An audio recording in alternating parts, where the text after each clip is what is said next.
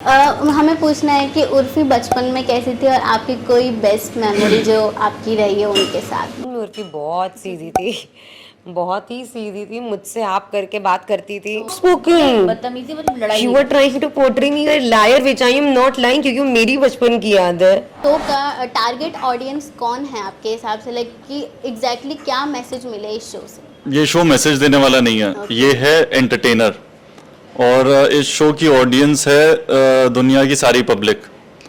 तो जो जो देखे, मतलब ऐसा कुछ ऑफेंसिव नहीं है। मैसेज जिसको मिल रहा है बहुत अच्छी बात है। अच्छी चीज़ें भी हैं, बुरी चीज़ें भी हैं, तो आपको देखना है आपको किस तरह से लेना है। जैसे कि आपने बताया था कि आपकी दोस्ती बहुत गहरी रही है उर्फी के साथ, सो वो जो उनका पैशन है फैशन लेके, वो कब से था एग्जैक्टली? तो वो हमेशा से ही उसका रहा है, स्टार्टिंग से ही वो बहुत पैशनेट रही about fashion and she was always famous, like she was very famous in Lucknow about her clothes, like how bold she is. तो इस शो का कॉन्सेप्ट कैसे यूनिक है? क्या ये किम कार्दाशियन के शो से कंपेयर करता है? So I will correct you, it's not a documentary. Please, इतनी बुढ़ी नहीं है मेरी बहन। ये कोई डॉक्यूमेंट्री नहीं है, it's a follow reality show. Hello and welcome to awesome TV. आज हमारे साथ है पूरी कास्ट फॉलो कर लो यार की। सो फर्स्टली कॉन्ग्रेचुलेशन सबको। Thank you so much. Okay, सबसे पहले मैं ये पूछना चाहूँगी कि ये शो की शुरुआत कैसे हुई? लाइक किसके दिमाग में सबसे पहले ये आइडिया आया था? ये सबसे पहले उरूसा मैम बताइए।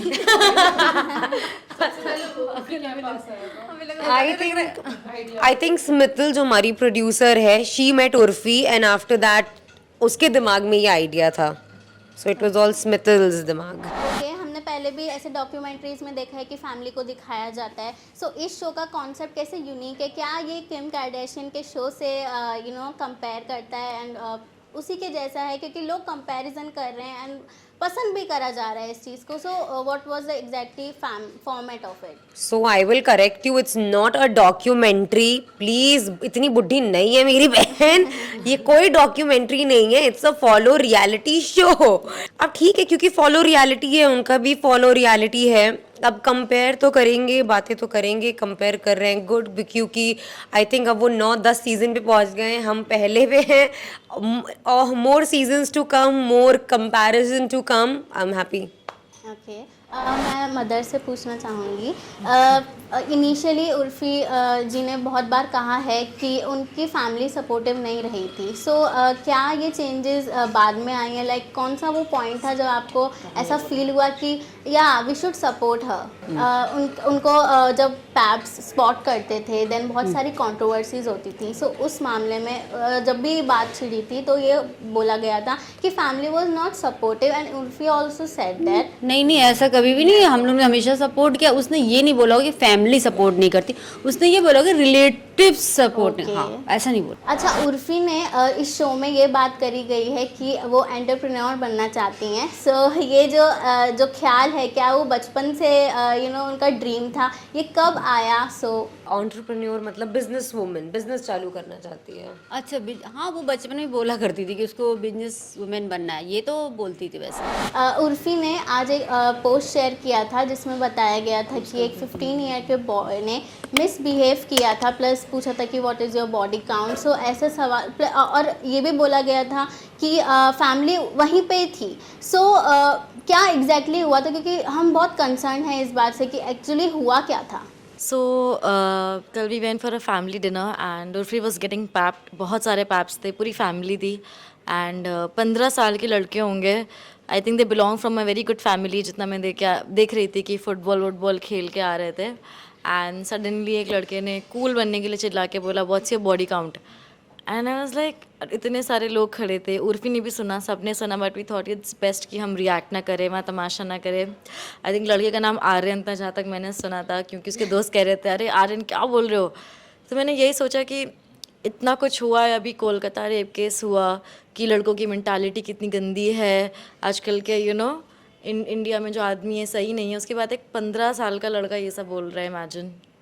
मतलब उसके दिमाग में कहाँ से ये सब आया कि आप एक लड़की से इतने लोगों के सामने इतनी घटिया बात बोल रहे हो। तो इट रियली रिफ्लेक्ट्स कि उस लड़के की परवरिश कैसी है।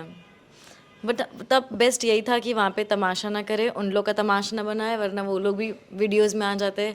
आई hope these guys grow up, थोड़ा दे start respecting women. I am sure उनके भी घर में मम्मी या रिलेटिव्स बहनें तो होंगी। जब ऐसी चीज़ें होती हैं तो उर्फ़ी बहुत अच्छे से इन सब चीज़ों का जवाब देती हैं और बहुत ही करारा जवाब देती हैं। सो क्या आप मैं सिस्टर से ही पूछना चाहूँगी, क्या आपको भी ऐसा कोई सिचुएशन फेस करने पड़ी है? आपके साथ भी ऐसा कभी कुछ हुआ है क्या?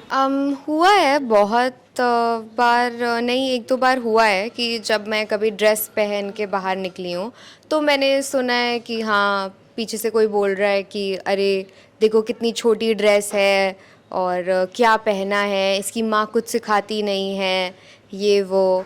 आई थिंक उस मोमेंट में नहीं समझ आता है कि क्या बोले क्या ना, बिकॉज ऑब्वियसली आपको झगड़ा नहीं करना है, आपको वहाँ पे सीन नहीं क्रिएट करना है, बिकॉज अगर सीन क्रिएट करो देन हमारी ही गलती हो जाती है कि oh she is being difficult.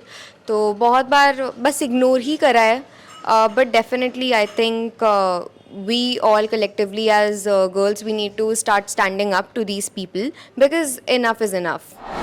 Any new thing you learned on this show, और क्या कुछ नया एक्सपीरियंस मिला आपको जो आप शेयर करना चाहें? न्यू थिंग तो आई वुड से कैमरा के सामने कैसे एक्ट करना, मतलब देखा कि कैसे शूटिंग होती है, ये सब देखा। न्यू एक्सपीरियंस एज सच यही सब देखा, अपने फैमिली को देखा, फैमिली की लड़ाई वगैरह देखी, तो ऐसे यही सब रहा सब। नहीं था लड़ाई समीर, ये मतलब तो नॉर्मल था, ये तो हर दिन का। कैमरा के सामने लड़ाई करना ये न्यू था। और एक्सपीरियंसेस से मतलब काम करना, सबके सामने प्रेजेंट करना अपने आप को, ये सब काफ़ी न्यू था मेरे लिए। ओके, स्पेशली उर्फ़ी के बहुत सारे फैंस हैं और प्लस ये जो शो है उसको ज़्यादातर उनके फैंस बहुत पसंद कर रहे हैं। सो जब आपके इस शो का टारगेट ऑडियंस कौन है आपके हिसाब से, कि एग्जैक्टली क्या मैसेज मिले इस शो से? ये शो मैसेज देने वाला नहीं है, ये है एंटरटेनर। और इस शो की ऑडियंस है दुनिया की सारी पब्लिक। तो जो देखे, मतलब ऐसा कुछ ऑफेंसिव नहीं है, मैसेज जिसको मिल रहा है बहुत अच्छी बात है। अच्छी चीज़ें भी हैं, बुरी चीज़ें भी हैं, तो आपको देखना है आपको किस तरह से लेना है। एंटरटेनमेंट के पर्पज़ से देखिए, घर में किसी के कैसे क्या चीज़ें रहती हैं, बहनों का बॉन्ड, एवरीडे जो हर घर की स्टोरी होती है ना, तो लोग रिलेट कर पाएंगे अपने भाई बहनों के बीच में, मम्मी बच्चों के मैनेजमेंट वगैरह, किस तरह से काम वाम चल रहा है। तो रियलिटी में जो चीज़ें होती हैं वो आप स्क्रीन पे देख रहे हैं और आप रिलेट कर पा रहे हैं कि ओ ये तो मेरे साथ भी कहीं ना कहीं हुआ था, या ये मेरे साथ भी होता है, तो इसको कैसे टैकल किया उर्फी ने, may be that could send a message. तो इस तरह से इंस्पिरेशन ले सकते हैं। और लाइट हार्टेड एंटरटेनमेंट शो है, बिंज वॉच कर सकते हैं, एक एपिसोड कई बार देख सकते हैं। सिटकॉम भी है एक तरह से, कॉमेडी है, लड़ाई झगड़ा, so it has all the flavours. हमें पूछना है कि उर्फ़ी बचपन में कैसी थी और आपकी कोई बेस्ट मेमोरी जो आपकी रही है उनके साथ? उर्फी बहुत सीधी थी, बहुत ही सीधी थी, मुझसे आप करके बात करती थी। ओके, एक्चुअली मम्मी जरा बताओ, ये झूठ नहीं बोल रही है?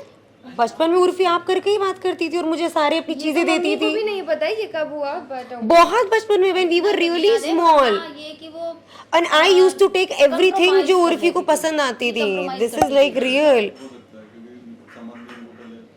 Yes, exactly। और मम्मी से भी बोलती थी, मम्मी आप इनको दे दीजिए, इनको जो चाहिए। और मुझे हमेशा उर्फी की बॉटल्स, उर्फी का टिफिन पसंद आता था। She was very much like that।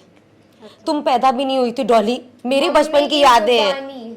Mummy उतना याद नहीं, पर हाँ ये आता है कि कंप्रोमाइज करती थी। जैसे उर्फी को कोई सामान पसंद आया तो ये कहती थी हमको यही चाहिए, तो वो बोलती हाँ ठीक है दे दो।